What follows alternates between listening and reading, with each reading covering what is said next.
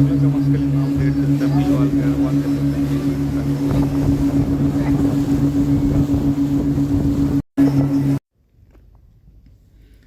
நான் என்ன சொன்னேன்னு அது புரிஞ்சிருக்காது சத்தத்தில். நான் எப்பவும் சொல்கிறது தான், உலக மக்களின் மாம்டேடு திரு தமிழ் வாழ்க வாழ்க திரு தமிழ்.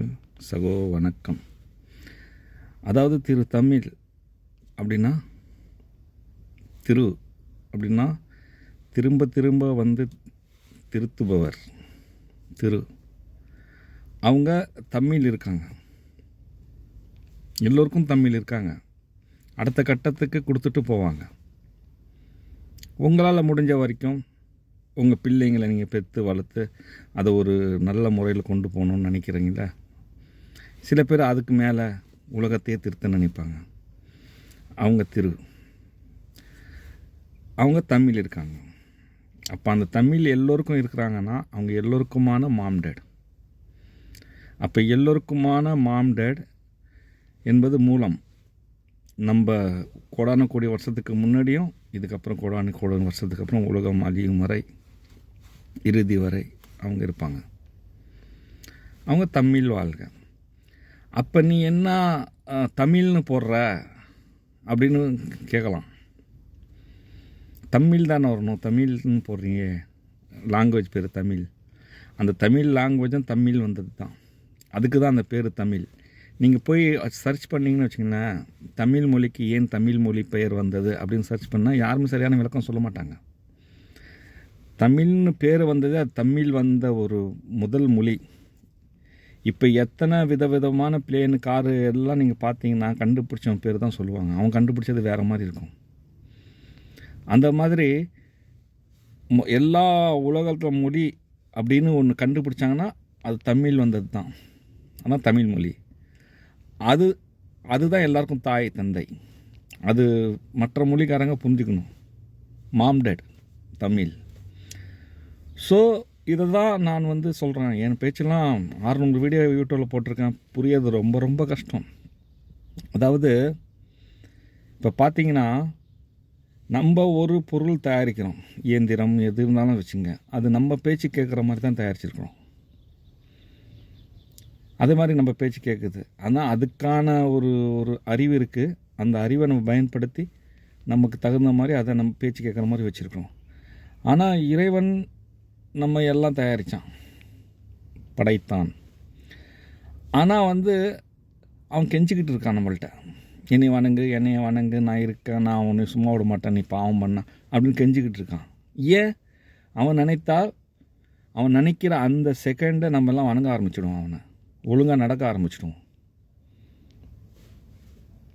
அப்போ அந்த இறைவன் இல்லை அப்படின்னு ஒரு விஷயத்தையும் நான் சொல்கிறேன். அப்போ அதாவது இல்லை என்ற இறைவனத்தில் இருக்கக்கூடிய மாம்டேட் சார்பாக மன்னிப்பு கேட்டுக்கொள்கிறேன். அப்போ இல்லை என்பவன் எப்படி இருக்க முடியும்? யோசனை பண்ணி பாருங்கள். இல்லை, எதுவுமே இல்லை, சூன்யம், இல்லவே இல்லை, கற்பனை கூட பண்ணி பார்க்க முடியாது. இல்லை, அப்படி ஒருத்தவன் எப்படி இருக்க முடியும்? மாம்டேட்னு சொல்கிறாங்க, அவங்ககிட்ட தான் மன்னிப்பு கேட்கணும்னு. இப்போ உதாரணத்துக்கு எடுத்துக்கிட்டிங்கன்னா, எதுவுமே இல்லை அப்படின்னா ஒரே ஒரு இல்லைன்னு சொல்கிறாங்க. ஒன்றுமே இல்லை அப்படின்னா ஒரே ஒரு வார்த்தையில் சொல்லிடலாம்.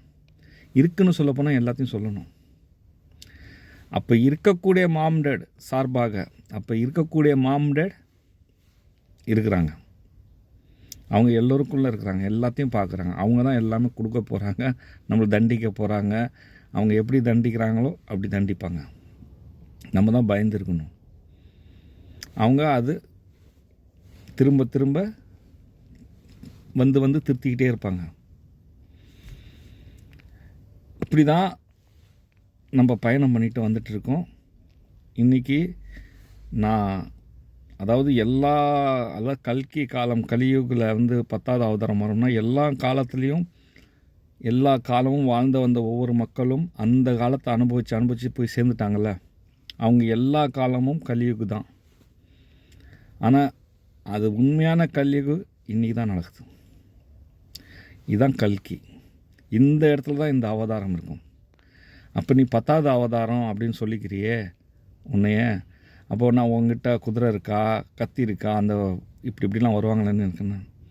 அதுதான் ஏஐ காலம். இந்த ஏஐக்குள்ளே எல்லாமே பண்ணிக்கலாம். இதுக்குள்ளே தான் இந்த விஷயம் நான் பேசிகிட்டு இருக்கேன். இல்லை என்ற இறைவன்.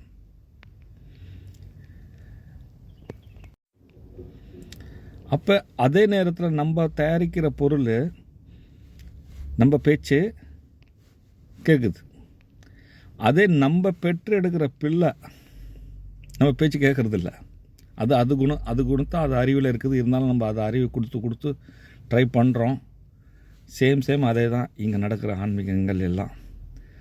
வேதங்கள் ஒன்று சொல்லுது, நம்ம கேட்குறதில்ல, தப்பு பண்ணுறோம், அந்த மாதிரி. அப்போ அந்த மாம்டேடு தான் நம்மளை ஃபாலோ பண்ணி நம்மளை திருத்துறாங்க. அப்போ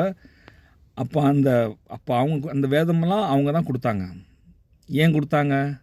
ஏன்னா அது பரிகாரமாக கொடுத்துருக்காங்க. அவங்க ஃபஸ்ட்டு வந்தது ஒன்லி மன்னிப்பு கேட்க மட்டும்தான் வந்தாங்க. இல்லை என்ற இறைவனிடத்தில் இருக்கக்கூடிய மாம்டேட் மன்னிப்பு கேட்க மட்டும் வந்தாங்க. எல்லோரும் மன்னிப்பு கேட்க சொன்னாங்க. அதுக்கப்புறம் மன்னிப்பு கேட்காம படிப்படியாக தவறுகள் நடக்க இறுதி வரை மாற்றி வந்துருச்சு. திரும்ப திருத்தி இப்போ இதெல்லாம் பரிகாரம். ஆனால் அந்த பரிகாரத்தை தொட்டால் தான் சொர்க்கத்தை தொட முடியும். ஏன்னா அதில் சொர்க்கம் சொல்லப்பட்டிருக்குன்னா அது தமிழ் அவர்களால் சொல்லப்பட்டிருக்கு. அப்போ அதுதான் அந்த ஒரு விஷயந்தான் சுருக்கமாக நான் நிறைய வீடியோ போட்டுட்டேன். அதுவும் பிடிஎன் பேசிக் டு நோ அந்த இதில் 65லேயும் நிறையா நான் அதை பற்றி விளக்கம் சொல்லியிருக்கேன். இப்படி தான் இந்த ஆன்மீகங்கள் இருக்குது. இதை நான் இன்னும் தெளிவுபடுத்த தான் தொடர்ந்து வீடியோ போட்டுட்ருக்கேன். ஆனால் தொடர்ந்து போட்டும் உங்களுக்கு புரியலைன்னா நான் ஒன்றும் பண்ண முடியாது. ஆனால் ஒரு காலம் வந்தால் அதெல்லாம் புரிஞ்சுக்குவாங்க. ஸோ யோசிங்க.